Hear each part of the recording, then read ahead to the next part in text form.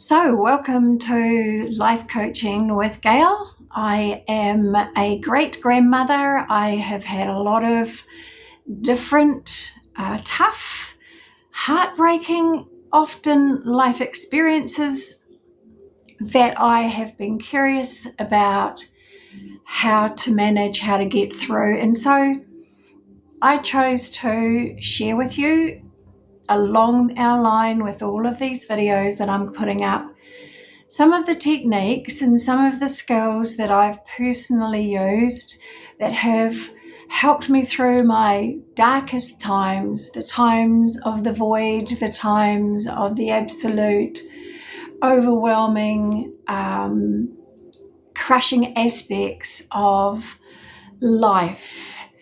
A heartbreak, separation being one of them, which I have experienced at 3 different ages of my life and am actually presently going through now in my later years. And I've noticed when I look back the difference. My first relationship breakup, heartbreak, was when I was 18. I had been with my first boyfriend ever from the time I was 15, and we grew together, we shared things together, we were in love and for what we knew love to be. And it was because we liked each other, we did things together, we enjoyed what we did together, and all sorts of things, of course. And there was a point where he went out with somebody else, and I discovered what people meant by being stabbed in the heart. And it felt absolutely as if somebody had plunged an actual knife into my heart. The pain was huge. It was difficult. I've always been curious and interested in things, and the why and the where and the how and everything else of things, which I think has been my saving grace a lot. So while I'm experiencing this absolute pain, I am in awe of how real the pain felt and how real the relationship of that knife in the heart pain felt. It was true. It was exactly what I was experiencing, and it was horrific, painful, distressing, hugely emotional. I did not know what to do with all of that emotion. I was angry, I was annoyed, and I was upset that he had chosen to go off with another person who just happened to have the same name as me and played on the same netball team as me. And we had a netball, we had to go to Rotorua. So the whole team went and he visited her. So that whole experience of being aware that he was around, that he was coming expressly to see her, and her, we're young, skiting about it and really looking forward to it, plunged that knife deeper into my heart. It was massive. There are a lot of things that I remember feeling completely miserable, worthless, not good enough, all of those things that I felt I already didn't have a lot of confidence. I was not a brave person. I was not an outgoing person. I was somebody who generally kept things to myself, who didn't speak to people about what my problems were. Back in the day, there was no social media. Back in the day, there was a pick-up handheld phone that you dialed around each number. So communication anyway wasn't the greatest. We were not actually encouraged or taught to talk about our problems at all. It's like, you've got a problem, you sort it. You did it, you fix it. If it was done to you, well, just tough luck. Carry on, move on. It's, there's plenty of fish in the sea, was a lot of the thoughts around all of that side of things. So I didn't really know how to navigate through it. I was miserable. I was just putting it all on myself, and that I'd done something wrong, or that he kind of wanted someone better than me, or all of those things. And I think that we still share those things no matter what your age. We still have that confidence, that self-esteem, questioning. And first thing I'll say to you, it is not you. It is actually never you. It is never about you. It is never really about something that you have done. If it has been particularly nasty, particularly hurtful, that person is simply getting away. They're just running away. They can't cope. They can't handle it. But other than that, and you are responsible for that, you have a choice in that, you can change that. But when it comes to the actual making somebody break up with you because you have just been so not what they're looking for, it's not about you. It is absolutely about them looking for something, wanting to find something, and they haven't found it yet. It is hard, it is harsh, it feels personal. It is not personal. It is very much a personal opportunity to validate yourself. Now, today, modern children are much more well-equipped, much more confident, even maybe overly confident in their own self-worth. But there are still some of you who are not confident at all, who still feel you're not measuring up, that you're not good enough. And society has some pretty tough standards these days that you need to, or feel you need to, measure up to. I'm just going to let you know, actually doesn't matter what you do. You can turn yourself inside out. You can try and be somebody that somebody else thinks you should be. At the end of the day, it will not make a damn difference. I'm sorry, it just will not. You have to be true to who you are. And this is an opportunity, if you're young, to actually go, well, so what am I looking for? Were they really what I thought they were? Were they actually really good for me? Did they care about what I was interested in? Did they support and encourage me to do those things? Did they have a family that accepted me, that embraced me? And in my case, yes, the family embraced me and supported me and included me. He was young. And this is another thing to remember. If you are young, you are just learning about life. You are learning about relationships. You are learning about love. You are learning so much about yourself that you cannot critique yourself. You cannot growl at yourself. You cannot possibly punish yourself for things that you are not aware of or skilled in. And that that matters for any age that you're at. You go to school, you are taught certain things at school. Your parents, however they've experienced their life, are teaching you their experiences. They're wanting to save you from bad experiences often that they've had in their life. So they may be a little strict or protective. They may just let you run free. And you might actually want a little bit of stability or a few boundaries just so that you know you're wanted, so that you know you matter.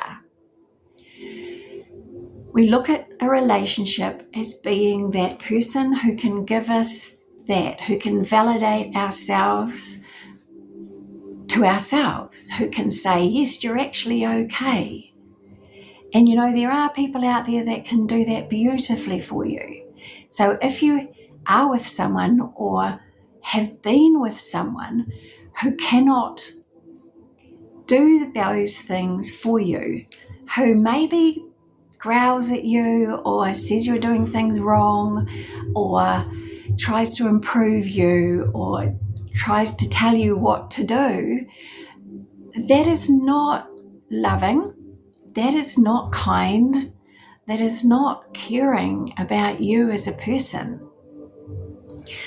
Have a tick list, a list that you tick off, and include on those things, what does he do for me? Now, they can be the littlest things.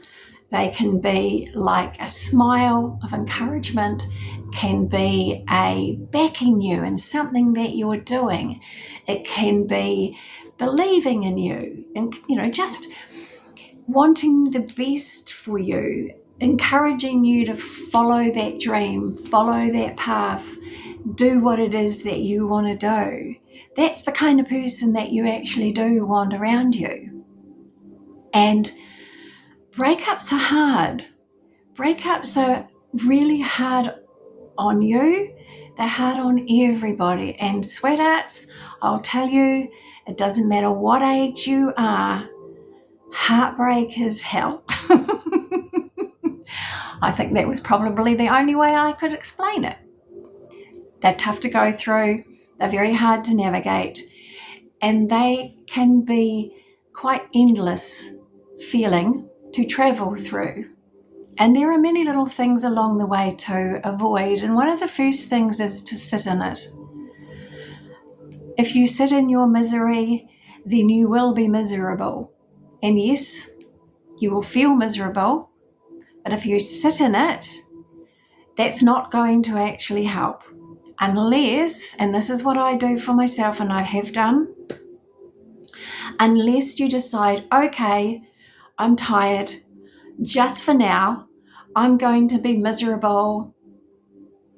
And after that, in about an hour or 10 minutes or 5 minutes, I'm going to get up, I'm going to get a drink, I'm going to get up, I'm going to put on some clothes, I'm going to get up, I'm going to go for a walk, I'm going to go pet the dog or the cat, I'm just going to go and call a friend.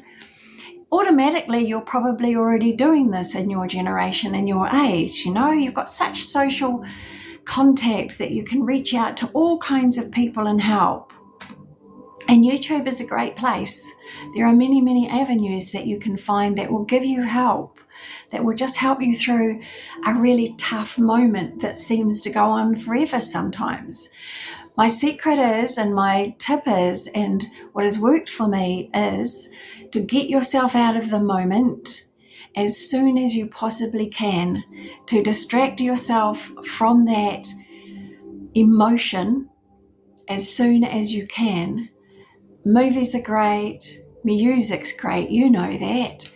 It's a friend, talking to a friend can be great. It doesn't mean that sometimes you might not be swallowed up by everything. But if you know, and I promise you, if you know that that is not going to last, it is only temporary. And that is true, it is only temporary.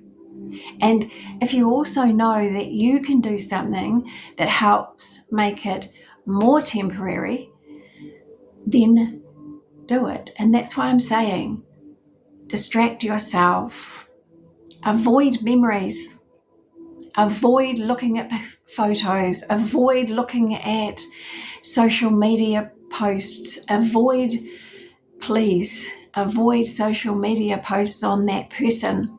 If it's a breakup, it is mind-blowingly heartbreaking. Do not put yourself through that. You are going through enough if you are going through a breakup. In my own personal story, I found out that I was pregnant. Now, back in the day, being pregnant was a big, big deal. It was, you are somehow dirty, you have somehow been, I won't say the word, a scarlet woman. It's one of those words that are much kinder.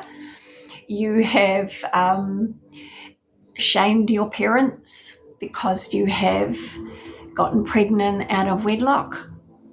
And it was a really, really big deal. And a lot of my generation were forced, encouraged, strongly pushed to adopt out a baby that was born out of wedlock. And there were places that parents could put a girl who got pregnant that was then hidden from the city, the neighborhood, people. It was like, it wasn't a nunnery, but it was kind of like a safe place like that.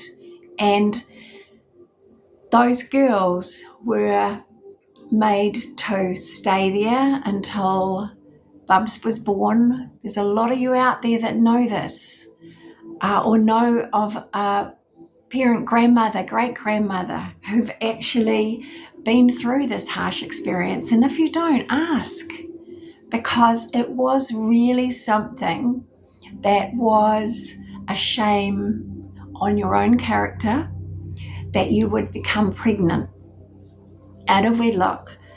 And the males had no problem whatsoever carrying on, doing what they did, getting anybody else pregnant if that was their mode of operating, which for some it was. For my first love, my first heartbreak, it was a shock to both of us that I was pregnant. His parents very kindly, out of the kindness I know of their heart, offered an abortion for me. And I was mortified, I was horrified. There was nothing inside me that would possibly be able to do that. It was nothing about pro-life or all the things that came later. It wasn't around then. It was, I simply could not remove this being from my body. And so I simply did not take them up on that offer. So what came next, and this is still very much in my day, was the pressure was applied to my boyfriend at the time, my first love.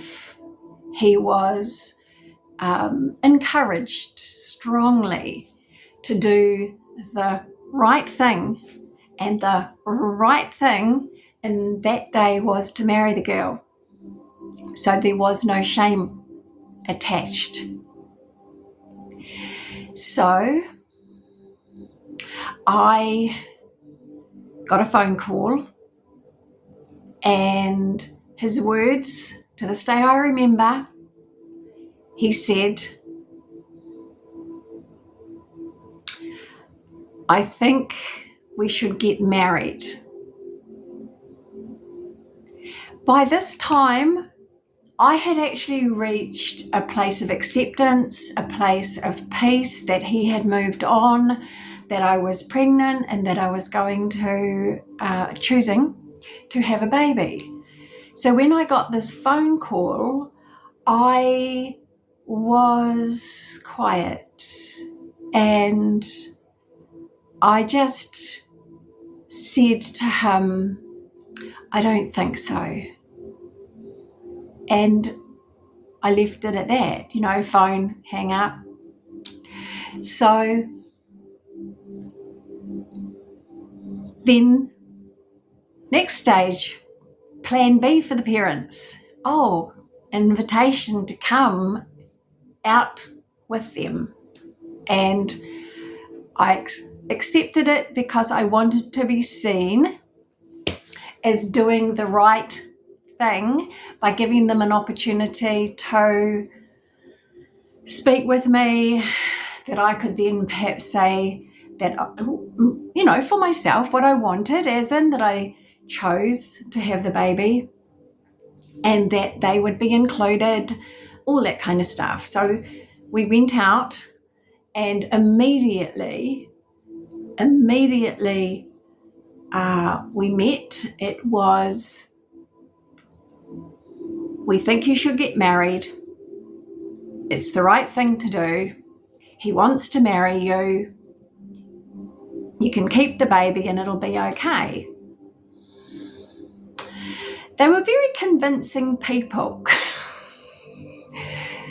Remembering back in the day, because I loved him.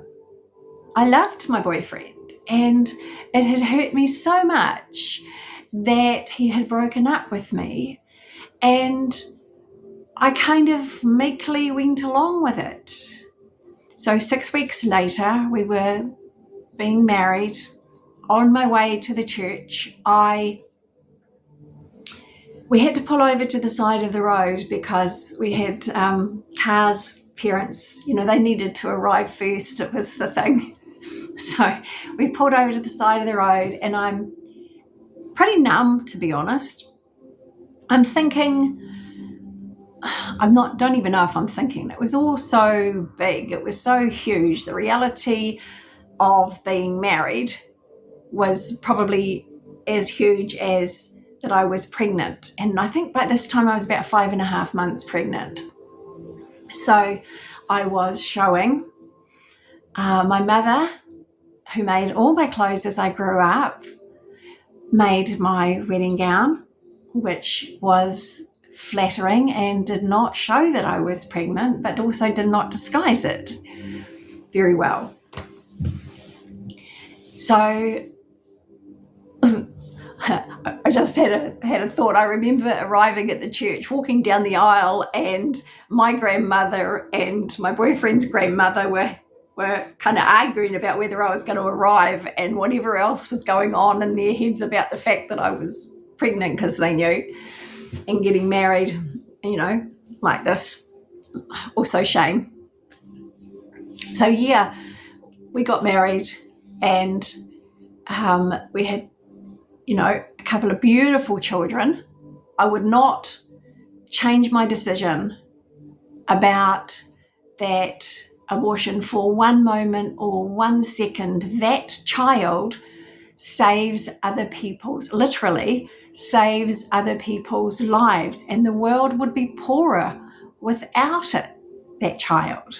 So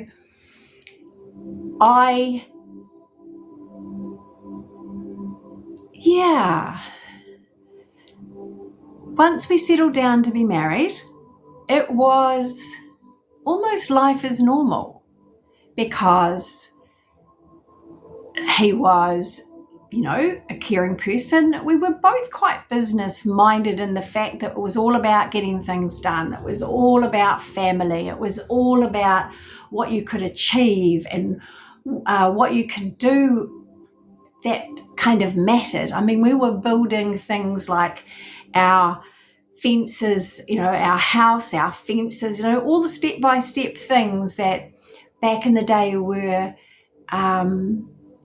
the targets, the goals. You got married, you got a home, you had children. Well, we kind of did that a little bit out of place, but we carried on with that. And then we got into different enterprises and different projects, and it was great. So what I'm saying to you about breakups are that there's always some sort of resolution. And even though in the time it was because doing the right thing was much more important than doing what you felt you would like to do, it was more about fitting in and being seen as being the same as everybody else, part of that same way of living. And I mean, we were the generation, seriously, with the flower power, and we broke all the rules. So we didn't do everything the same way. And yet tradition stands in important moments. Tradition stood back then. But in tradition and in doing the traditional things, there is safety, there is security, there is a knowledge that you are on track. And so that has been my experience of my very first breakup, and it taught me a lot of things about myself. I'm a very slow learner in a lot of ways, but it taught me about my decisions being very important, but being very true and very right and spot on. So your decisions matter. Make it when it's your decision. Instinct, knowledge, and knowing. Always follow that. Always. It's always 100% right 100% of the time. Okay? Especially when it's deep. Comes from somewhere you don't know where it's coming from. You just know things.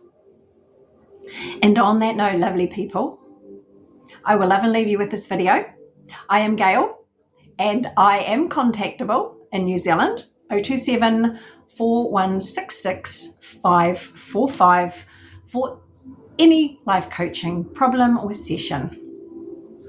Thank you.